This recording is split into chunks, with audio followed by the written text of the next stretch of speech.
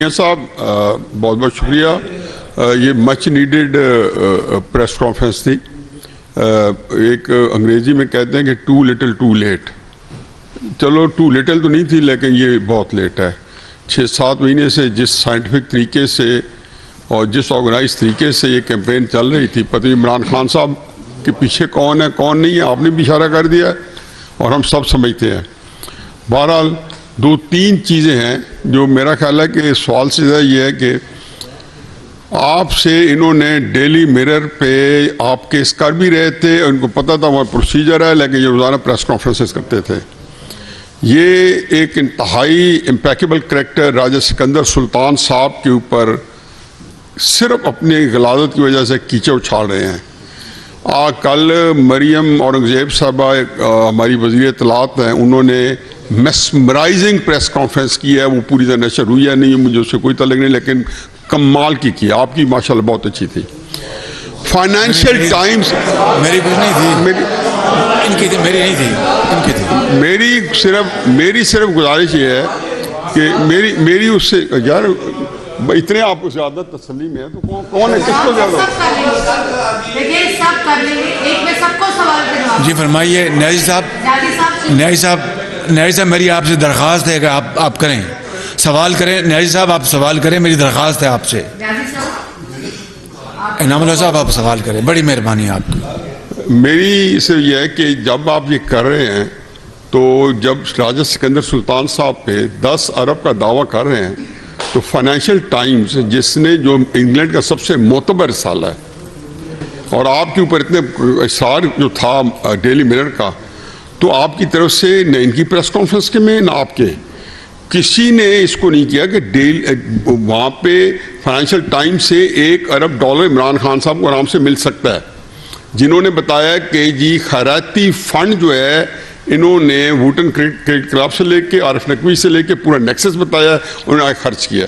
तो आप ये चीज़ जो है जिसको 10 अरब जो फाइनेंशियल टाइम्स की जो रिपोर्ट है वो इतनी ऑथेंटिक रिपोर्ट है, और जिसके बारे में कभी नहीं कहेगा कि मैंने तो उसे कहेंगे इसको भी करें, उसमें केस करें। आपकी खिदमत में अर्ज़ है, ये मैं पहले ही कह चुका हूँ कि मैं जब डेली मिरर या डेली मेल के में जब ये एक बड़ी कभी हरकत इन्होंने की और पाकिस्तान को बदनाम, मुझे तो बदनाम करना था, पाकिस्तान को बदनाम किया और डिफिट के बारे में स्टोरी छपवाई गई, तो मैंने उनके खिलाफ हर्जाना किया। आज तक वो चल रहा है।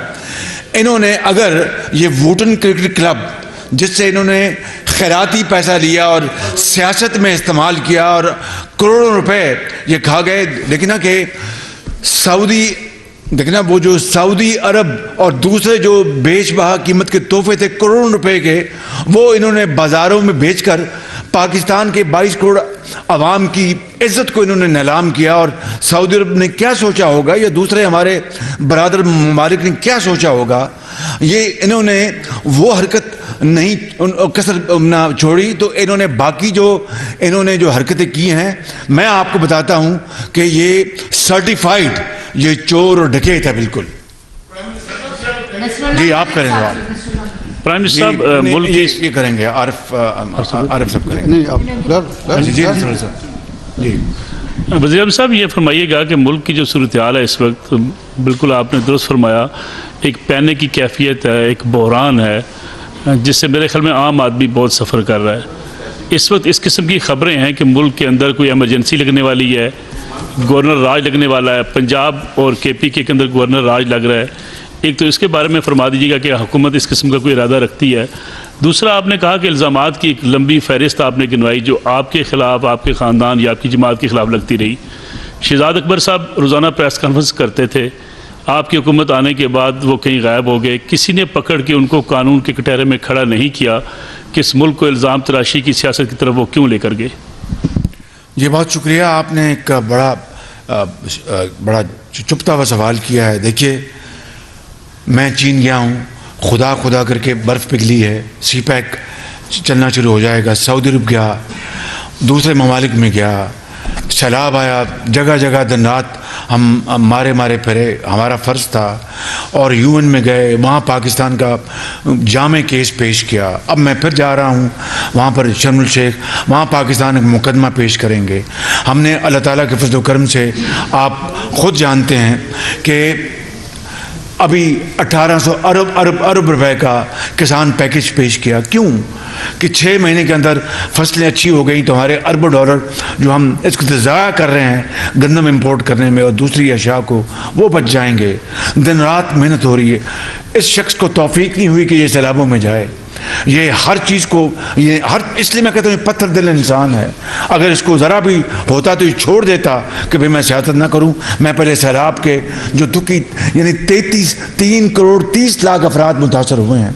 तो अब ये हैजानी कैफियत, ये जो मुल्क के अंदर जो इंतशार और ये जो खाना जंगी का माहौल ये पैदा कर रहा है, हम इंशाअल्लाह इसके ख़िलाफ़ एक शीशा पिलाई दीवार की तरह खड़े होंगे। आप कोई किसी गलत फहमी में ना हो, बिल्कुल इसका ये एक डरपोक शख्स है। इंशाअल्लाह अल्लाह ने चाहा तो मुझ जैसा नातवा इंसान भी पाकिस्तान के वजूद को बचाने के लिए पूरा रोल अदा करेगा। जी इरशाद मियां साहब, ये जो आपने फुल कोर्ट की शर्त लगाई है, ये खासा इम्तिहान में डाल दिया चीफ जस्टिस को। आप नहीं, दरख्वास्त की है मैंने। नहीं मैं अर्ज़ कर रहा हूँ, अगर ये सीनियर मोस्ट 3 जजेस जो हैं इंक्लूडिंग चीफ जस्टिस हो जाए कमीशन, तो ये बेहतर नहीं होगा? देखिए, मैंने फुल कोर्ट की दरख्वास्त की है, इल्तमास की चीफ जस्टिस को ऑफ पाकिस्तान को। इसमें कोई मुज़ायका नहीं है। ये संगीन तरीन इल्ज़ाम लगा है, संगीन तरीन इल्ज़ाम लगा है। इससे ज़्यादा बड़ा इल्ज़ाम को हो नहीं सकता। देखिए कि पाकिस्तान की सियासी, पाकिस्तान की जो जमहूरी जो जड़ें हिल गई हैं, वजूद हिल गया है, फाउंडेशन हिल गई है। तो इसलिए अगर मैंने ये अदब से मुतालबा किया तो ये बड़ा एक जायज़ मुतालबा है।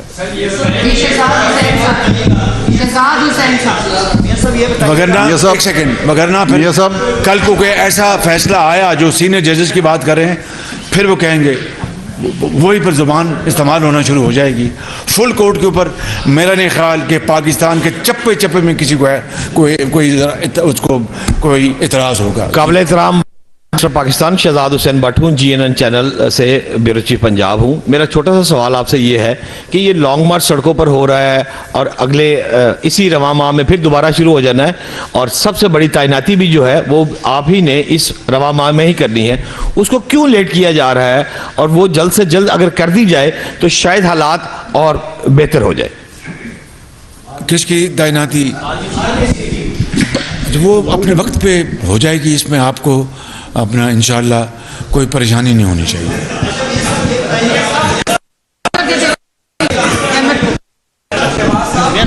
जनाब प्राइम मिनिस्टर, 1 मिनट जी, 1 मिनट। मेरा सवाल ये है कि इस वक्त